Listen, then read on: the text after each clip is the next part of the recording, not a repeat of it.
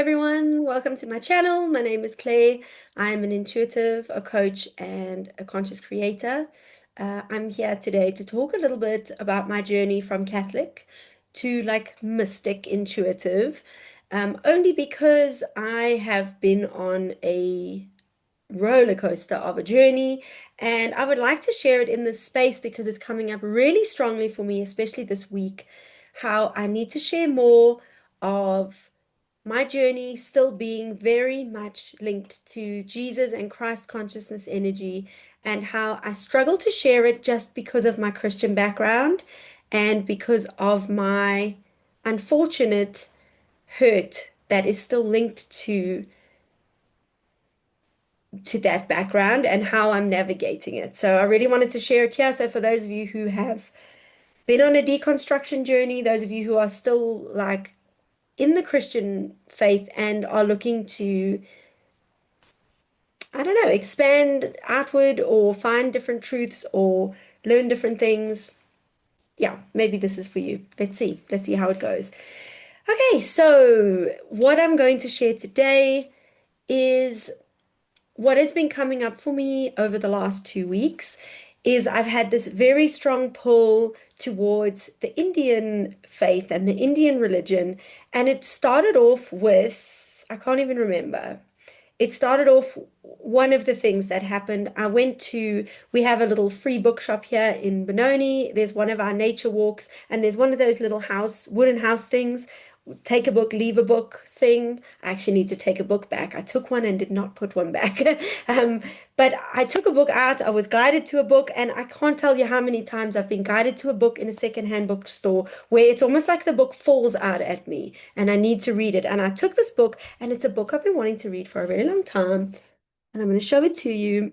It might be backwards when you see this, but it's Jesus Lived in India. I've wanted to read this for a really long time.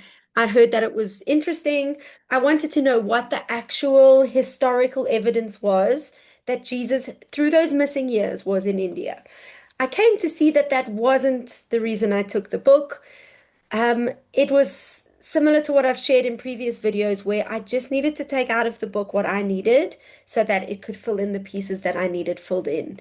And for me, the pieces that needed to be filled in were the similarities between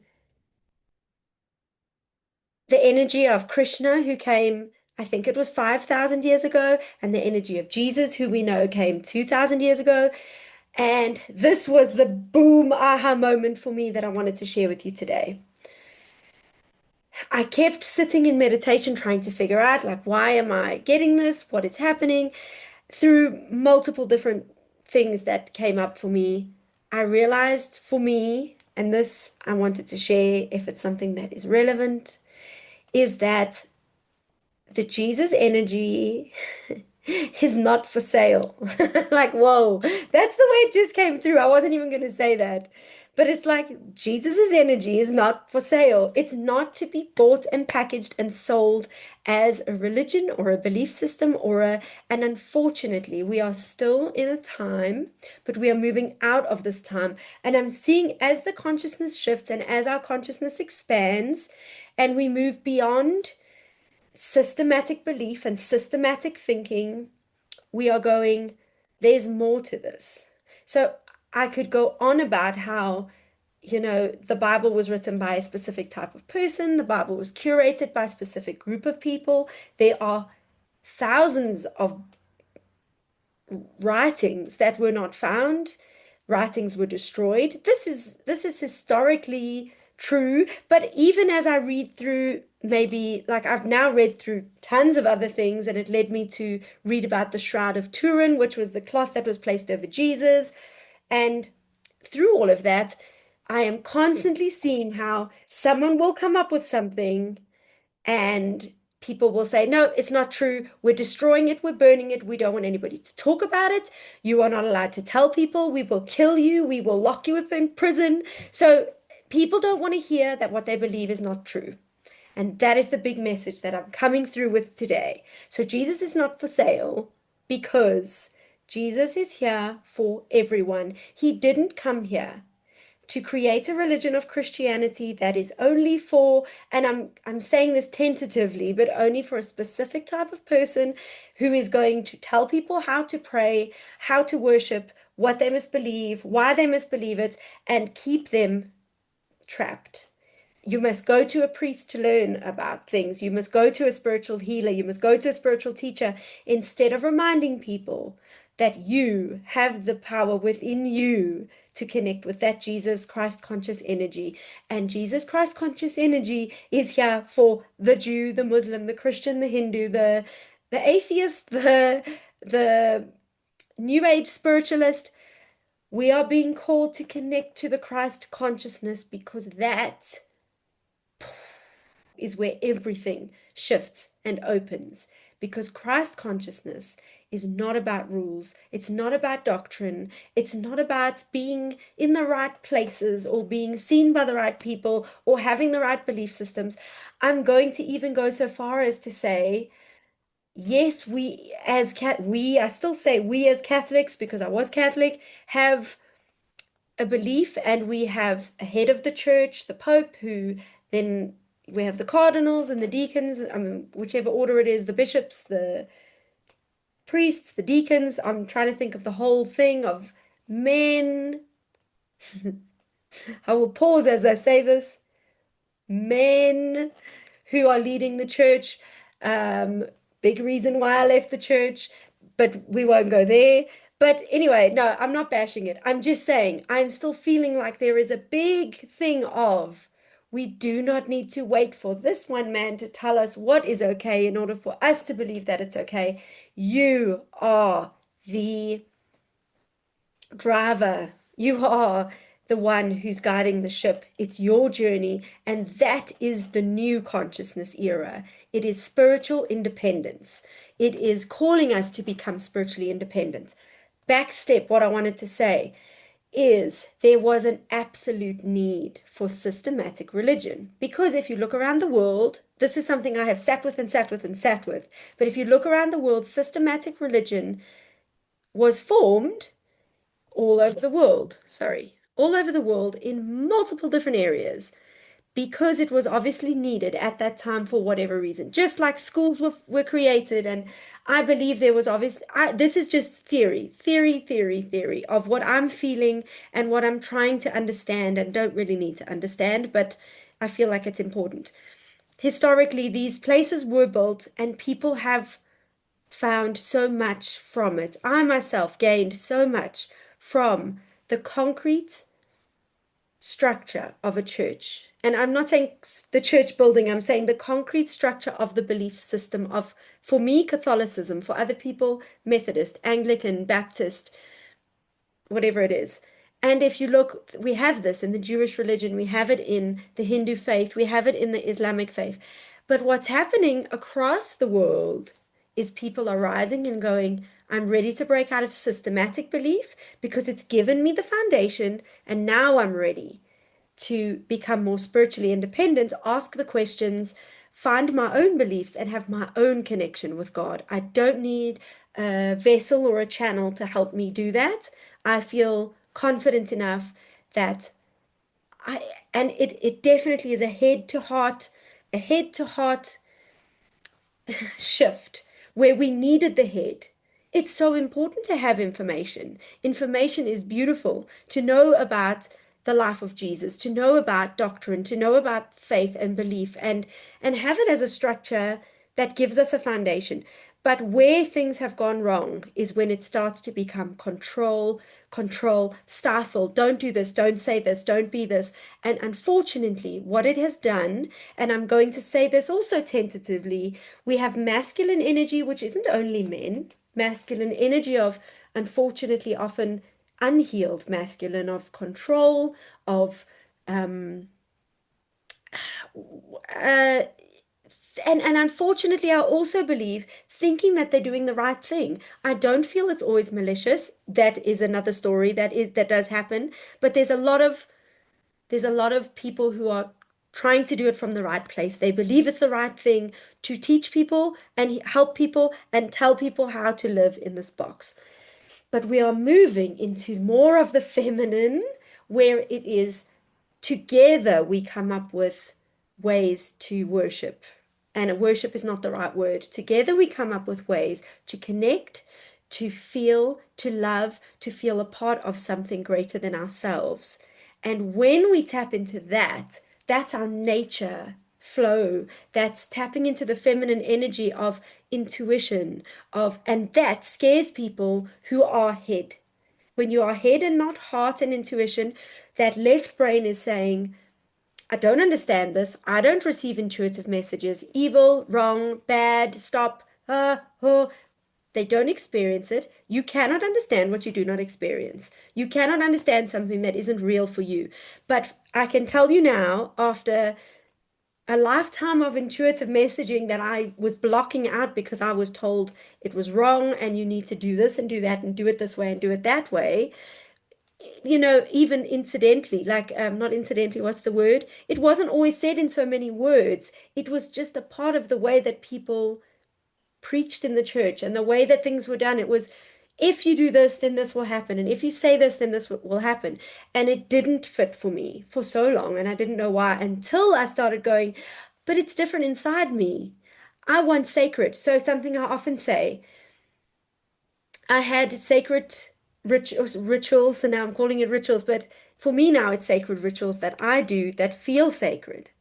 I was having, let's say for the Catholic religion, we do baptism, we do a confession, we do confirmation. I've missed it, communion, we do confirmation.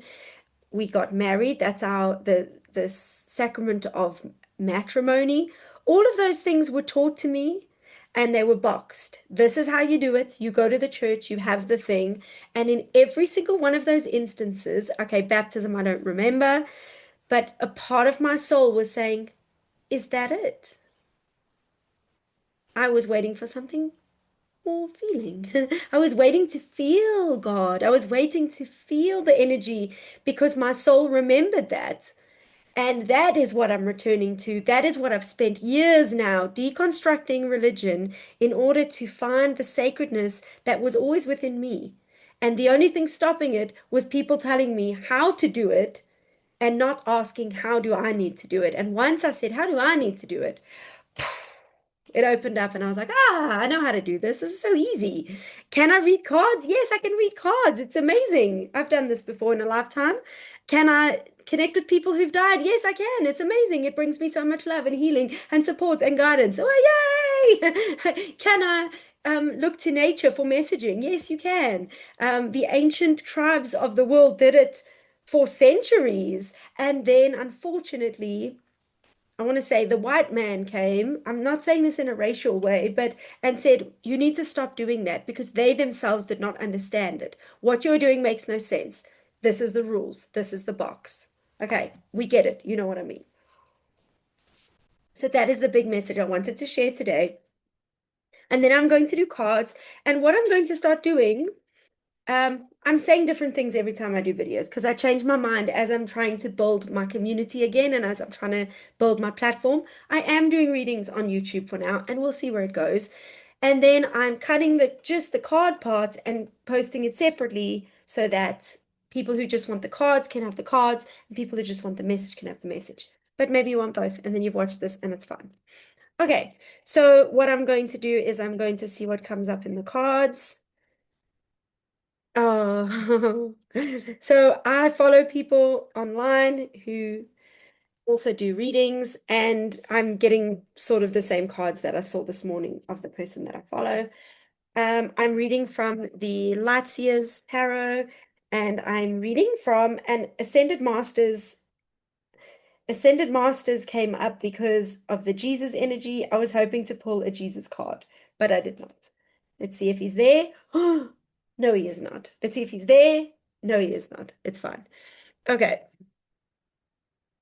So to start with, we have the Hermit, and I love this Hermit card because she is floating. She is in her own world. There is that light within her.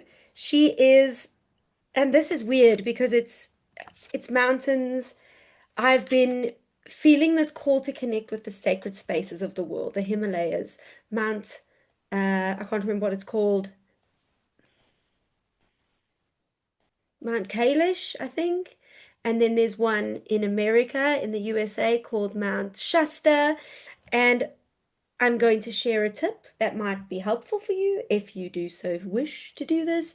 I do a meditation and I ask my guides to help me visualize and connect with the sacred space of wherever. And lately it's been in the Himalayas because I was connecting to this, like, more like the Indian culture and their belief system and how they go into the Himalayas to achieve a state of moksha, which is like great enlightenment. And I hope I'm saying it right, but that's the way I understood it. And that's what this card means for me. Taking time to connect to the sacred. The Hermit card, if you don't know, the Hermit card is that inward journey. And sometimes the Hermit card means take time for you, almost like retreat, retreat. But I'm feeling this is not that. I think I said it last time as well. This, for me, and you see how it feels for you, retreat to recharge, but be a part of what's happening in the world. Ground yourself into the human experience because it's so important that you do that at this time. Many of us are coming, even though it's winter where I am now in the Southern Hemisphere, for many it might be rest and recharge completely. Like cut off, don't plan new things, da da da da. For me, and I'm feeling this, maybe this is for you if you're listening, if you are feeling that call to plan, to start something new, to start a project, to get something going that you've been wanting to do for a long time, and for some reason it just hasn't been working. There's a full moon this week. There's a lot coming up. I think the full moon is the 31st. It's bringing with it this energy of it's going to work. Trust, trust, but do it. If you sit in hermit mode and you don't do anything, nothing's going to happen. And maybe that's where you need to be. But if you feel ready, I would say take the first step. And sometimes that means reaching out to someone, like a message. Um, is your space available for me to run this workshop? And just see. And if it's not, take a breath, decide what you want to do next. But I feel this call to do it in a calm, trusting place. There's no room now for force and pushing and rushing. Things are going to flow. Things are going to flow. That's what I'm feeling. Here we have the Ace of Pentacles, and I just feel this nourishing energy of your holding your self-worth. That's the only word I can think of. As it grows, you see there's roots out of the pentacle. To me, this pentacle is you. And look at that new seed sprouting. It's allowing yourself to acknowledge that are you are so beautiful with who you are, just who you are. And the things that are unlocking within you, in your soul, are worth being nourished in this moment. Another pentacle card. You've got the Nine of Pentacles. I'm being drawn to the owl as it flies, the wisdom within you. You know, when you're like, oh, but everybody knows about that. There are those things you know, and sometimes it's like, "Oh, everyone knows about that. I don't need to share it." I feel this constantly. It's like, what a bore. Why do these YouTube videos? People know this. There's tons of people on YouTube doing these videos. Your wisdom is for someone. Sorry, I make myself laugh because I do things I don't expect myself to do in these videos. I feel like it's like, I don't know, I get carried away with like the spiritual messaging because I love spiritual messaging. Here we have the Temperance card, and Temperance, sorry, I want to say it the way that I feel it's coming through because I feel like the Temperance card always means something different for me. But I remember reading something recently that gave me, now I feel like I'm going to say it wrong, but to me it's not a balancing. It's like I know there was something I read that was so nice, and for some reason it's not coming up now. Maybe it's not meant to. Let me just see what the card is saying to me then. So I feel like for this card, it is a balancing of energies. It's a balancing of higher and lower. So it's earth and sky. It's bringing down the energies from the ether, from spirits down to energies of earth. It's bringing light and dark. So it's focusing on those things that you already know you're good at, and then focusing on those things you know you're not. Allowing yourself to say, this is sitting with me because maybe sometimes I am a bit selfish. That's one that's been coming up for me lately. Maybe sometimes I am a bit self-focused. I can get so much in my head that I forget to think of others in moments when I'm trying to plan things and trying to make something work that I shut off sometimes. And you know what? It's telling ourselves that's human and that's okay. It's okay to sometimes be in the darkness and in the shadows and acknowledge that I'm a human and I have faults and I have weaknesses and they will come up and that's okay. Another really awesome card is the Two of Swords. Without swords, I don't know what it is, but in this card it is ravens.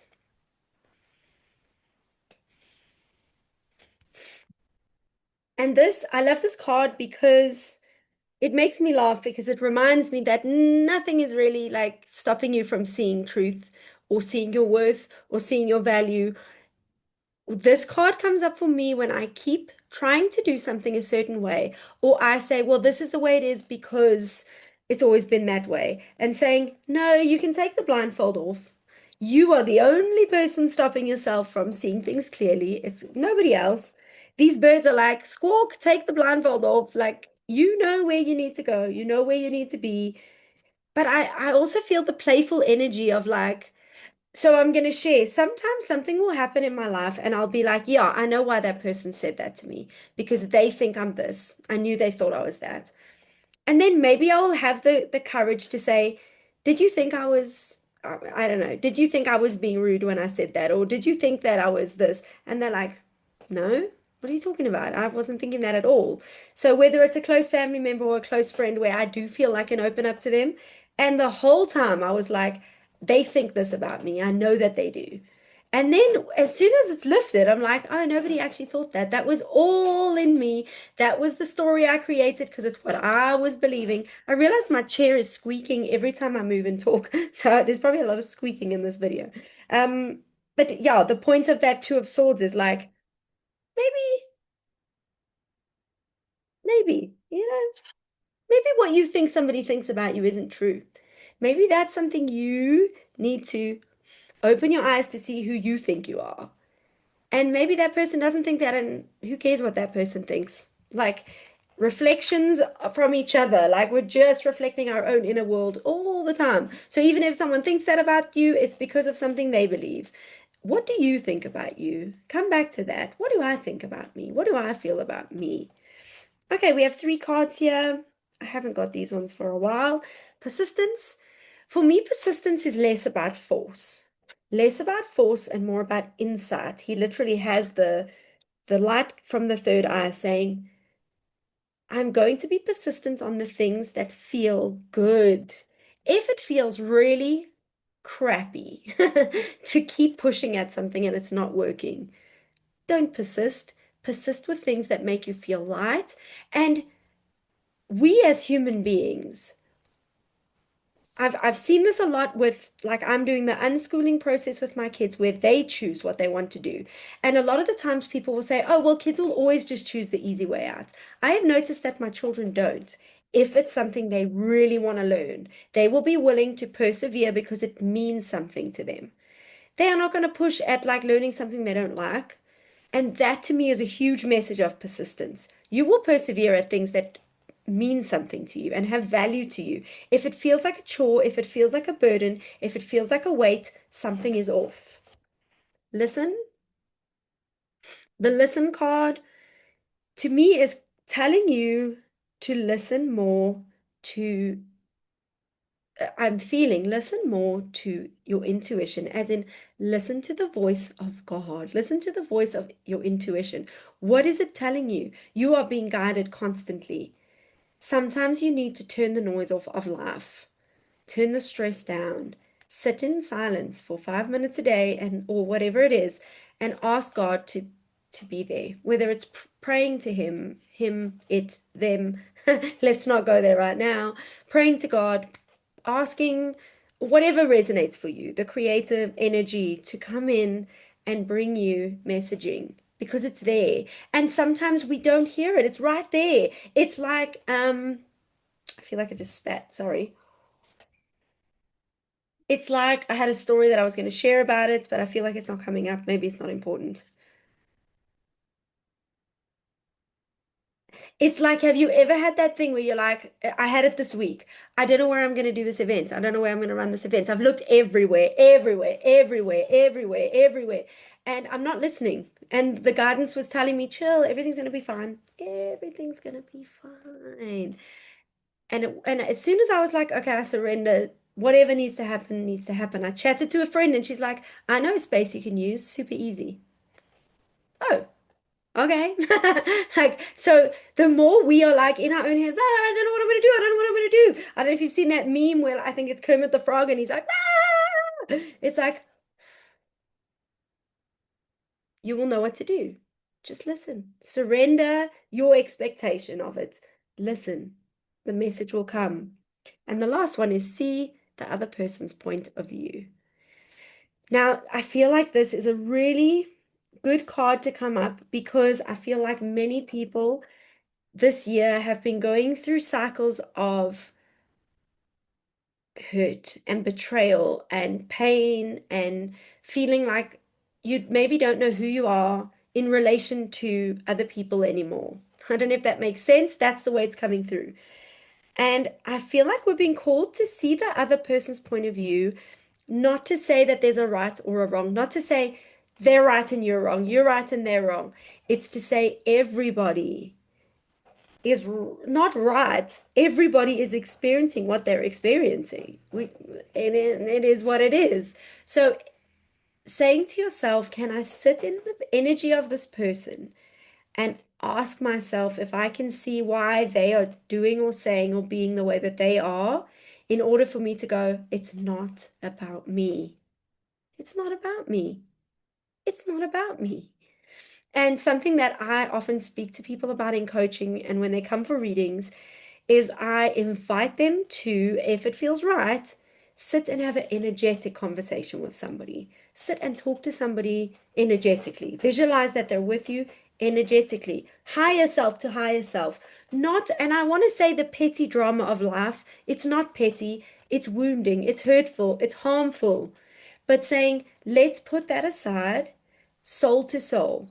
Can I speak to you soul to soul and say, this is how I'm feeling? And trusting that the energy exchange will happen, even if you can't talk to that person one on one. This is a tool I use in my own life. I use it with people who come to me for readings. And I have felt that the hardest part of it is that it doesn't always change the dynamic between you and another person. It doesn't always fix it and heal it. Sometimes, literally, a rush of energy comes in and things just shift. But something I was also called to this week to do for myself is to say, how do you visualize this ending? Like, can you put aside your hurt? Can you put aside your, and just say, things will be as they need to be. I trust that things will all work out and they will be resolved. I don't know how, I don't know when, but I'm leaving it to God. I'm giving it to Spirit. It will be what it needs to be. So I hope that's helpful for those of you who are listening. I love doing these videos. It's nice to be back after being sick. I don't know if you could hear. I was a little bit sick, but I'm better now. So I didn't miss a week. I was hoping to do these once a week. I was like, I'm going to do it every week. And last week, obviously, I didn't do it because I was sick. I'm just saying the same thing over and over. So yeah, I am grateful to have you here. If you like this video, please like, subscribe, share with somebody that might find it useful. And there are going to be more things coming up. So as I mentioned, the school community, if you are looking for community, if you are someone who's been on a deconstruction journey, you want to deepen your intuitive journey, you want to deepen your connection with angels, guides, ascended masters, God, the universe. You want to find healing for yourself, and something about me resonates with you, stay tuned because it's coming. It's coming. That's a train. It's in the works. Okay. Have a wonderful day, and I will see you soon. Bye.